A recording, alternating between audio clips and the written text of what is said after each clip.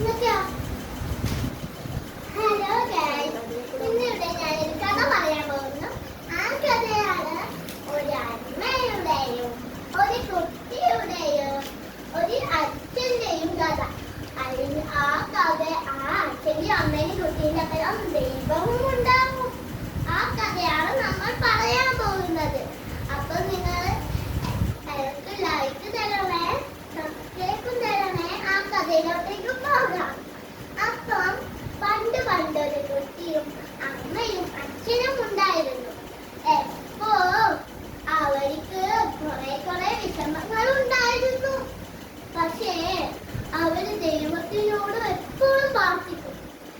ഒരു ദിവസം അമ്മ ജോലിക്ക് പോയി.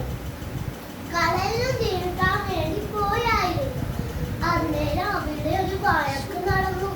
അതിന് വെറുതെങ്കിലും ആ അമ്മയെയായിരുന്നു കുറ്റപ്പെടുത്തിയിരുന്നത്. അത് എല്ലാം മേലേന്ന് ദൈവം കാണുന്നുണ്ടായിരുന്നു. പെട്ടെന്ന് ആരില്ലാത്ത നേരം അവിടെ ദൈവം പ്രത്യക്ഷപ്പെട്ടു. എന്നിട്ട് ആ അമ്മയോട് ദൈവം ചോദിച്ചു, എന്നാ പറ്റിയത്? എന്നാ മോളെ നിങ്ങളെ സംശയിച്ചത്? എന്തിനാ കലം ചെയ്ത് ചോദിച്ചു. ആ അമ്മ പറഞ്ഞു, ഒരു അവളെ ആരോ പറയുന്ന ഏറ്റിക്ക് എന്റെ വെറുതെയെങ്കിലും പറഞ്ഞതാ ദൈവമേ.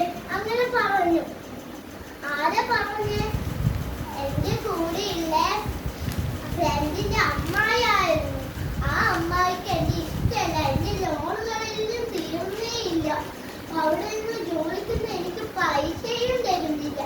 ആ അമ്മ ദൈവത്തിനോട് പറഞ്ഞു. ദൈവം ഇങ്ങനെ കടന്നിട്ട് പ്രാർത്ഥിക്കാണ്. ദൈവം അനുഗ്രഹം കൊടുത്തു, തലയിൽ അനുഗ്രഹം കൊടുത്തു. അങ്ങനെ ഇങ്ങനെ തലയിൽ കൈ വെക്കുമ്പോ ഒരു മഞ്ഞ വേടി കത്തുന്നു. എന്നിട്ട് കുറച്ചു നേരം പിന്നോട്ട് നോക്കുമ്പോ ആ ദൈവത്തിന് അവിടെ കാണുന്നില്ല. പെട്ടെന്ന് അപ്പഴായി. അന്നേരം മനസ്സിലായി ദൈവമായിരുന്നു വന്നതെന്നായിരുന്നു.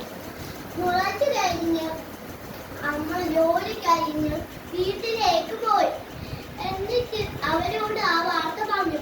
കുട്ടിയുടെയും ആ ഭർത്താവിനുടെയും വാർത്ത പറഞ്ഞു. പക്ഷെ അവരൊന്നും വിശ്വസിച്ചില്ല.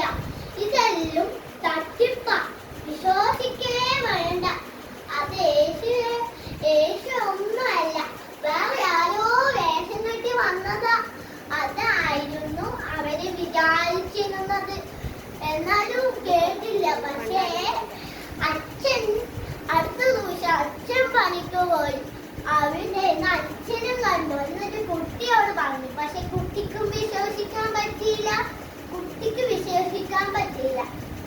കുട്ടി സ്കൂളിൽ പോയപ്പോ വീണ്ടും യേശു പ്രത്യക്ഷപ്പെട്ടു.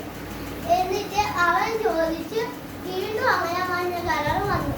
പക്ഷേ അവര് മൂന്നാളെടുത്തും ദൈവം വന്നു എന്ന് വെച്ചാൽ അത് എന്ത് അത്ഭുതമായിരിക്കും. അപ്പൊ കുറച്ച് കഴിഞ്ഞ് അവർക്ക് മൂന്നാൾക്കും മനസ്സിലായി, നമ്മളെ കൂടെ ദൈവം എപ്പോഴും ഉണ്ടാവും, നമ്മളെ പ്രാർത്ഥനയെല്ലാം ദൈവം കേൾക്കുന്നുണ്ടെന്ന് മനസ്സിലായി. അതുകൊണ്ട് എപ്പോഴും ദൈവത്തെ പ്രാർത്ഥിച്ചു. പിന്നെ അവർക്ക് ലോണെല്ലാം അടഞ്ഞ് പിന്നെ അവർക്ക് ലോൺ അടഞ്ഞു. പൈസ കിട്ടി. ജോലി ചേർത്തുനിന്ന് എല്ലാം കിട്ടി. പൈസയെല്ലാം കിട്ടി. കുട്ടിയുടെ സാധനം വാങ്ങിക്കൊടുത്ത് എല്ലാം വാങ്ങിക്കൊടുത്തു. കുട്ടി ഇതിനു മുമ്പേ ഒരു കടയിൽ കയറി വേഗത്തിലാ പോകുന്നു. അതുകൊണ്ട് പുതിയ നല്ല ബാഗും ബുക്കും എല്ലാം വാങ്ങിക്കൊടുത്തു. പിന്നെ സ്കൂളിലും ചേർത്തു. പിന്നെ സ്കൂളിൽ നിന്ന് പഠിച്ച് ആ കുട്ടി നല്ല നിലയിലെത്തി. വലുതായി. ആ കുട്ടി നല്ല ജോലിയെല്ലാം വാങ്ങി. നല്ല ജോലി വാങ്ങി പഠിച്ച് വലുതായി.